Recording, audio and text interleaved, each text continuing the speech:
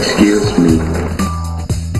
Questo è un evento internazionale che è il convegno sulla robotica e l'automazione ed è sponsorizzato dalla IEEE. La IEEE è la più grande associazione professionale di ingegneria elettrica e elettronica al mondo e conta 350.000 affiliati. È la prima volta che ICRA, il convegno, approda in Italia. Ci sono 1500 partecipanti e ci sono, penso, le migliori menti robotiche.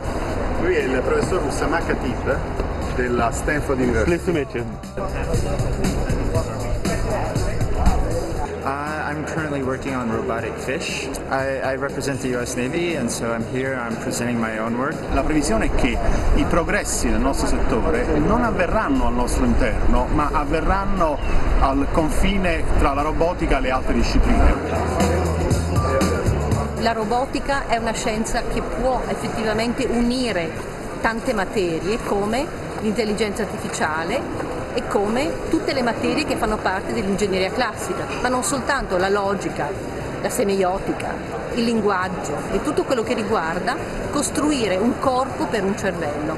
In fondo si parla di intelligenza artificiale e corpo. Uno degli aspetti più importanti degli umanoidi oggi è l'interazione con l'uomo. Allora, interazione con l'uomo prevede tutte quelle discipline che studiano la comunicazione e l'interazione tra una macchina intelligente e un essere umano.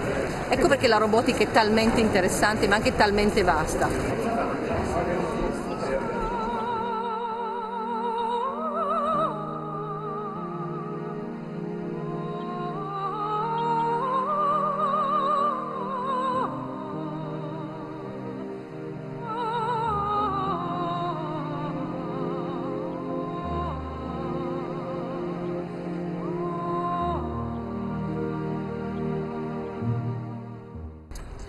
Un altro tema di ricerca che sta venendo su in maniera sempre maggiore nella nostra comunità è quello del problema del controllo di flotta, cioè del controllo di una formazione di veicoli, dove questi veicoli possono essere ad esempio dei piccoli robottini mobili. Perché? Perché la flotta di robot potrebbe avere un comportamento ispirato dal mondo animale.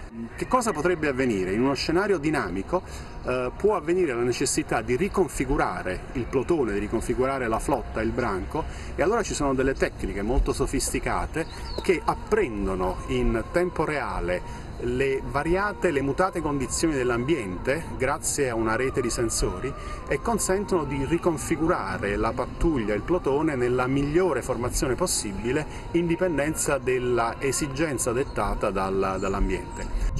Making distinction between robotics and automation. Both concern machines that work on their own, but whereas robotics concerns new special machines that work in unknown environments, automation is all the kinds of machines that are used every day to watch your house. Actually, it would make people smarter because part of it is that they'll be able to concentrate on things they care about, being creative, communication, thinking about ideas, rather than things that you don't need to think about, like driving down a road. Let a robot do that. So the robot is this machine that connects thinking, intelligence to the physical world. Now robotics is coming closer to the human. So we see robots working with a surgeon, extending the hands of surgeon to operate on a human. Little by little, there will be increased autonomy.